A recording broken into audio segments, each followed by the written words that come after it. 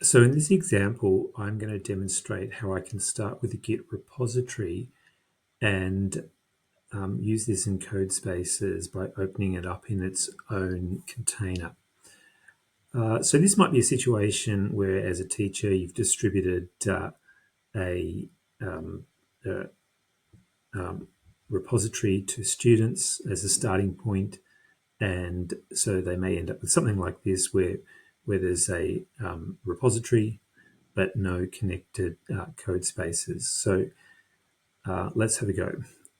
Currently, I've opened this repository in GitHub, and we can see here it consists of this one file. I can open the file and see the file there. Let's just go back to this point here. So we're given this option over here where if we click on this, we can choose either local if we wanted to clone it to a machine, for example, or we could choose this tab here, Codespaces, and there's a few different options here. One is we could click on this plus sign, which I think is going to do exactly the same as this green button down here. Get rid of that. So I'll go with this, create a Codespaces on main. So this is the main part of the repository, so let's have a go. So as soon as I do this, it opens up a new code space, and it creates a container, and then it's going to drop the code into this. So because it's a brand new container, I've got all the options I might normally expect. So I'm going to just pick the dark mode, and I can keep going through those with those options. I'm just going to close the terminal for the time being.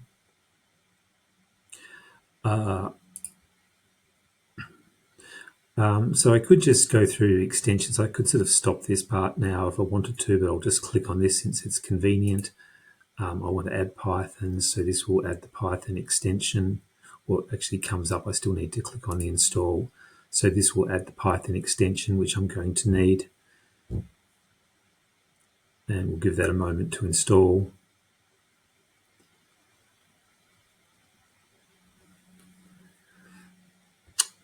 Okay, and there's a range of other options I could go with, but I'm just going to close that for now. And I can even close that one, and I can come over to here. So at this stage, I've got my Python code here, which was just a single file. So that's the code there. And I have got the Python extension. But in the repository, there was no virtual environment, which is normal. And there's currently no virtual environment within this. So I want to create a virtual environment for this Python application, partly because it does have a couple of additional libraries that I require. This MQTT one and the Flask one need to be installed, so it's best to add them to a virtual environment. So how do I do that? So there's a few different ways to do it in Visual Studio Code, which is probably makes it a little bit more confusing in some ways. There's so many different options. But if I click on this cog here and go into the command palette and then type in environment, it gives me the option to Python create environment, and I'll go with this creates a .vend virtual environment in the current workspace. I have to choose the Python, so I'll just go with this top one here. And off it goes, and it creates the virtual environment. And if I look over here in the folders, I can see this has been or is now, I think, created. So I can see inside the virtual environment, it has all these files. Now, one thing that I said in the previous video is I normally don't want these to be included as part of the repo. And if I click on repo, it says I've got 5 additional files. That may actually increase because I think it's going to include all the files within that.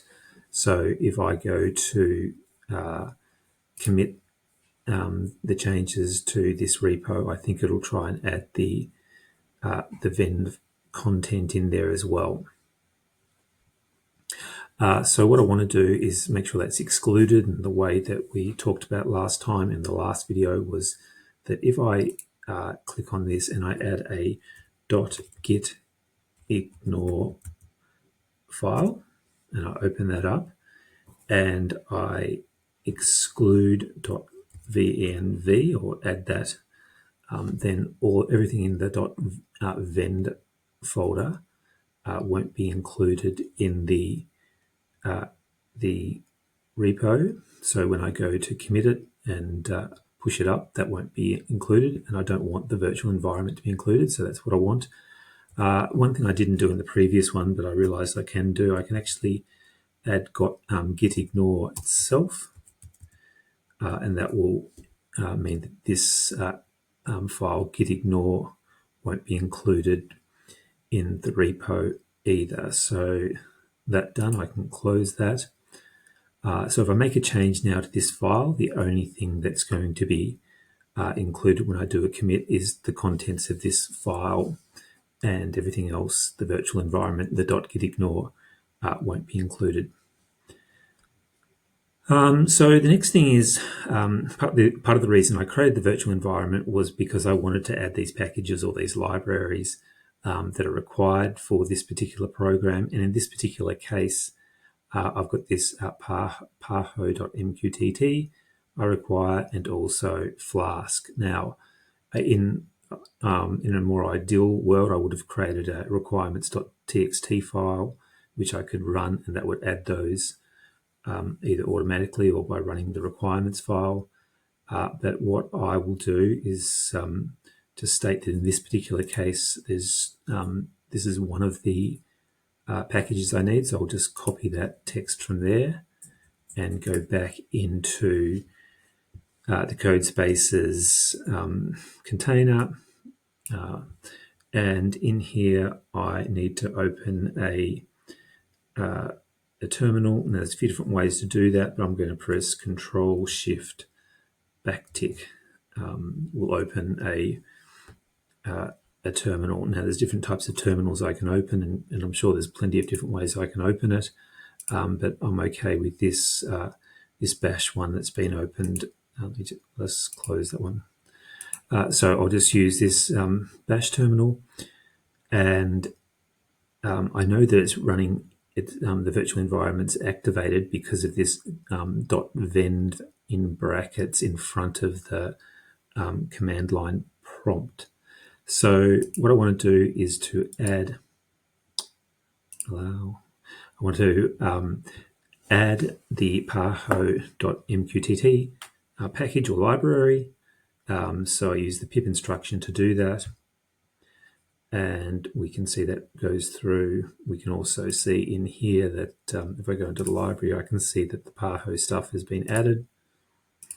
And the other one I want to add is the Flask library or package. And again, if I paste that in, I'll just close that for now. Then I'll add the Flask package. And again, if I go into here, into library, I can see that I've now got all the Flask stuff as well. So I still have some underlining in the text here, and it does actually think of them as problems. The reality is this code will actually run or should run at this stage. There may be another reason, which I'm not quite sure of, as to how to get rid of that underlining, but it's not an error and it's not going to stop the program from running. So at this particular point, I can run this program, and it doesn't do a whole lot, but I can choose to open this in the browser. It does say 127.0.001, 127.0.01, port 5000, but it needs to be open in the container. So I'll just choose that option there to open it, and it gets the right address. And I'm going to see something pretty unexciting. The temperature is not yet known. The program is actually running, and I can see that. I'll just close this for a moment. I can see that because it's run this line of code here. And at this stage, though, part of this code is not running because of the MQTT stuff, but I'll talk about that in another video. What I'll just say for now, that if I wanted to make a change, say to this program, just to finish off with a GitHub component of this, how I can actually commit and save changes. Let's say, for example, I was trying to subscribe to a different topic. Let's call it Tom. So I make a change to the file. Now, at this particular stage, I need to commit the change. I'll just go with yes. And I'll say that I've changed topic, and I'll confirm that change. That makes a commit to the local Git repository on the local container. I want to sync these changes now to GitHub, so I do that by using this command here.